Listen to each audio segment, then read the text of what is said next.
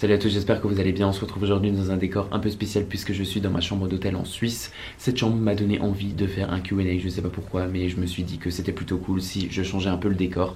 Et donc du coup j'ai posté une photo sur Instagram et beaucoup d'entre vous m'ont posé des questions, donc merci beaucoup. Je me suis dit que c'était le bon moment de faire cette vidéo parce que j'ai quand même gagné beaucoup d'abonnés, donc merci à toutes les personnes qui se sont abonnées.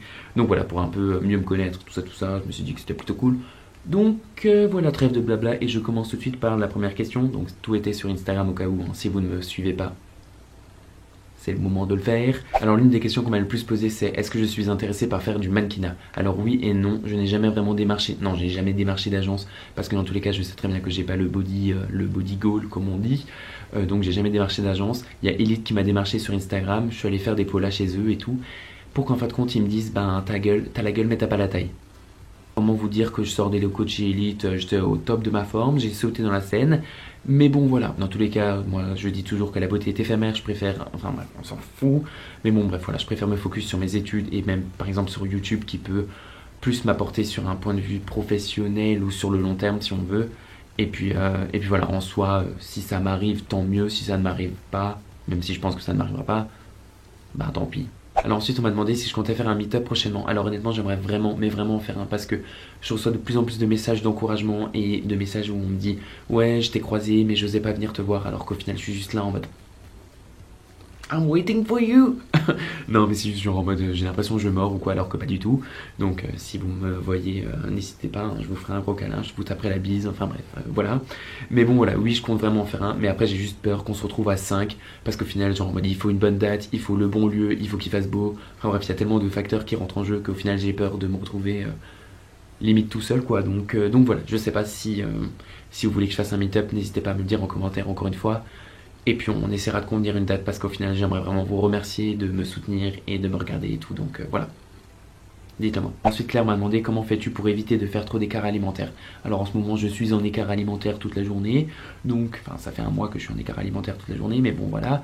Il y a des moments où je vais vraiment être motivé et je vais pas réussir à faire, enfin je vais réussir à ne pas faire d'écart, je sais pas pourquoi, mais je pense que c'est vraiment la motivation qui fait que j'y arrive. Et même quand j'en fais, j'essaie toujours de balancer, de me dire bon bah ok, t'as fait un écart, bah c'est pas grave parce qu'au final il faut aussi que tu te fasses plaisir, parce que si tu te fais pas plaisir, bah t'es pas heureux et donc du coup t'es encore plus tenté à faire des écarts tout le temps.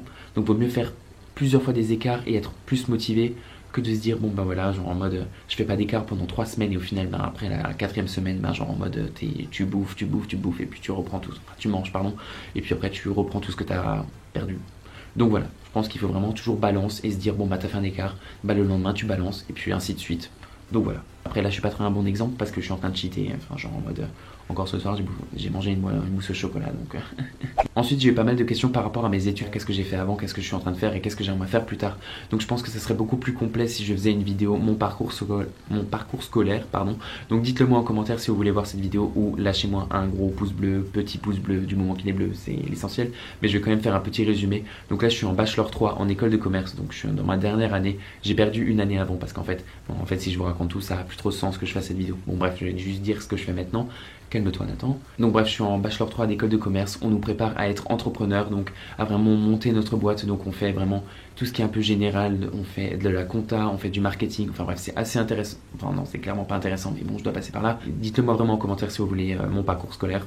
Ah oui, il y a beaucoup de personnes qui m'ont demandé, et ça m'a fait trop rire, genre mes origines. Alors je comprends pas trop si c'est mes origines de la France, genre en mode je suis de l'Est, de l'Ouest, tout ça. Dans tous les cas vous savez que je suis un Alsacien. Mais je comprends pas parce que je sais qu'il y a d'autres personnes dans la rue qui me... Enfin dans la rue.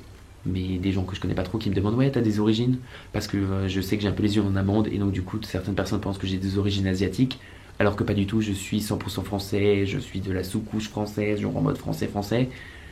Mais bon voilà, on me dit souvent d'ailleurs, en plus quelqu'un m'a posé la question donc je réponds à la même question, enfin je réponds à cette question en même temps. On me dit souvent que je ressemble à Yves Saint Laurent. Alors je sais pas si, je sais pas ce que vous en pensez mais je sais pas si c'est un compliment, si c'est pas un compliment, enfin bref.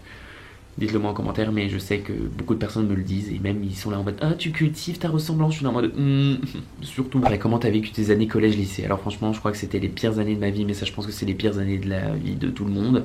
Bon après je crois que c'était en première ou en seconde, ça c'était vraiment cool parce que c'était la grosse poilade tous les jours en cours. Les profs voulaient me faire redoubler et même moi j'étais là en mode bon bah je sais que je vais redoubler donc vas-y hein, je m'amuse encore plus. Ma mère m'a démonté pour le coup. Mais bon bref, je n'ai pas redoublé, hein, donc, voilà, j'étais un cassos, mais bon voilà. Mais bon bref, c'était vraiment horrible, tout le monde juge tout le monde, et bon voilà, je sais pas, j'avais l'impression que j'étais un peu la cible de tout le monde, je sais pas si je me fais passer pour une victose, mais bon voilà. Donc j'ai pas du tout apprécié, mais bon voilà, maintenant je suis très heureux, donc bon voilà. Dans tous les cas, quand on passe des épreuves comme ça, dures, ben genre en mode ça nous endurcit, donc bon voilà. J'essaie d'en tirer le positif, tu sais, genre lol. Alors que là-bas, j'ai envie de me suicider, tu sais. On m'a aussi demandé si je comptais faire des tatouages, qu'est-ce que je pensais des tatouages. Et je crois dans mon dernier Q&A, j'avais déjà dit qu'en fait j'étais complètement contre les tatouages et tout, que je comprenais pas trop le principe. Et pourtant, en ce moment, ça fait plusieurs mois maintenant que ça me trotte vraiment dans la tête de me faire un tatouage juste ici. Enfin genre en mode, je sais que c'est pas très conseillé, mais juste ici en fait, un petit truc. En fait j'avais vu un tatouage sur Marcus Butler et Steffi Geinsinger. Ils ont fait un matching tattoo. À l'intérieur ici, ils ont fait une planète, je vais vous mettre une photo et je trouve ça juste super stylé et je sais pas pourquoi mais j'aimerais trop un truc comme ça. Après je sais que ça va baver et qu'au final, bah, genre en mode c'est les mains, donc pour un entretien, tu peux juste oublier. Mais bon voilà, donc j'aimerais vraiment. Est-ce que je le ferai? Sans doute pas, mais j'aimerais vraiment. Alors Pauline Popo pour les intimes m'a demandé est-ce que le prix d'un vêtement peut te freiner ou le coup de cœur passe avant le prix? Alors honnêtement, si je sais que je peux me le permettre, genre en mode si je sais que j'ai les fonds nécessaires pour m'acheter le truc et que j'ai vraiment un coup de cœur, s'il est vraiment cher et que j'ai pas d'autres priorités, genre en mode je vais me l'acheter, même si je sais que genre en mode c'est un truc de malade.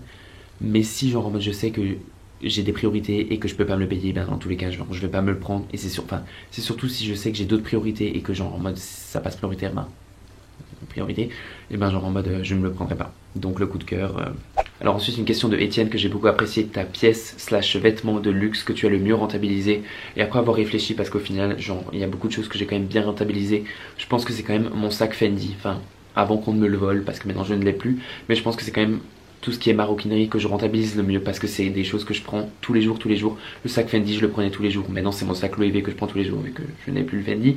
Mais bon voilà, c'est des choses que au final genre j'ai payé très très cher mais je le prends tous les jours, donc au final ben voilà, ça faisait 1 an que je l'avais. J'ai pas envie d'en parler parce que sinon je vais me mettre à chialer, mais bon voilà.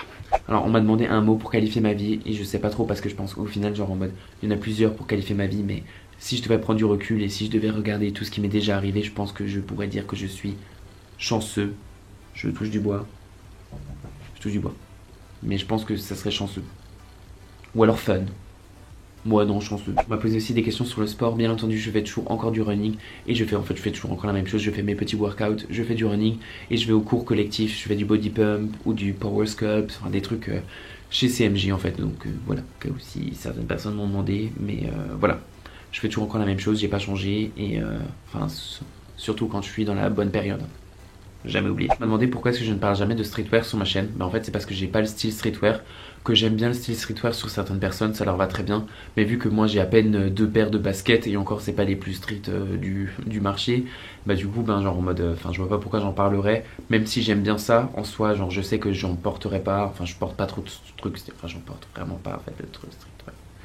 Donc voilà, je n'en parle pas parce que voilà, mais sinon c'est quand même quelque chose que j'aime bien. Si tu avais l'opportunité de faire une collab, quelle pièce, coupe, matière, imprimée, etc. souhaiterais-tu voir dans ta collection? Quel conseil tu donnerais à un mec qui se cherche niveau style?